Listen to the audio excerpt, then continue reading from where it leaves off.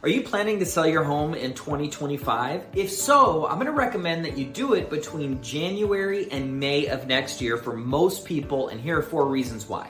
First reason is that we are now past a landmark election. Now, while the election doesn't necessarily make prices go crazy up or crazy down, it does impact the psychology of home buyers. And so what I start to see during an election season a couple months before and about a month or so after is people slow down in their decision making because they are really concerned that some major change in the government is going to really impact their home buying. And of course it usually doesn't, or at least historically it hasn't. However, that is something that is a real thing. And if I'm gonna put my home on the market, I'd like to have lots of buyers out there who are confident in writing high offers.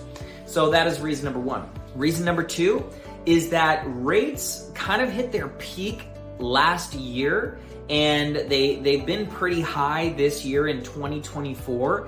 And so the overall consensus is not that there's gonna be a sharp decline in rates or that they're gonna dramatically go down, but the overall consensus is that they're gonna start dropping little by little between now and throughout 2025 and 2026. So if I'm selling my home, that means that buyers are gonna start feeling a little bit more optimistic, and I think between that January and May timeframe, it could turn out good for you if you're a seller. Reason number 3 is that most people don't know this, but at least where we sell homes in Orange County, California, it is busier between January and May with pending sales than it is during the summertime. A lot of people will actually still believe that summertime is a good time to sell. And honestly, pending sales kind of shoot up in the beginning of the year and they level out, and then they kind of slowly go down during summertime. And why is that? Vacations, kids are out of school, you got to keep them entertained,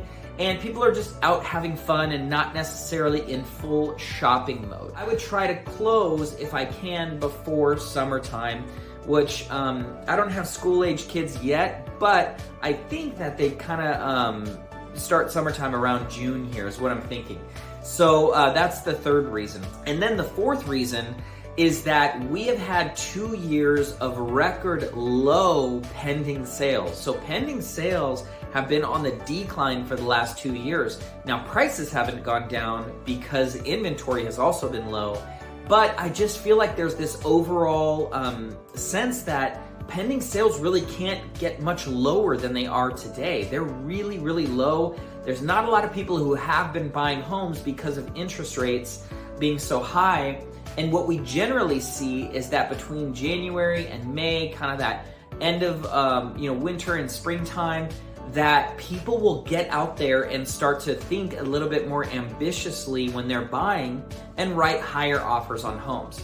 So if you are thinking of selling your home in 2025, I would recommend doing it in the earlier part of the year versus the later part of the year for most people. Now, prices have not been fluctuating very high and very low. They've been relatively stable. But I can tell you in the beginning of this year of 2024, the market was much hotter than it was on the second half of 2024, where it just kind of got a little bit slower for a bit. And that tends to happen at the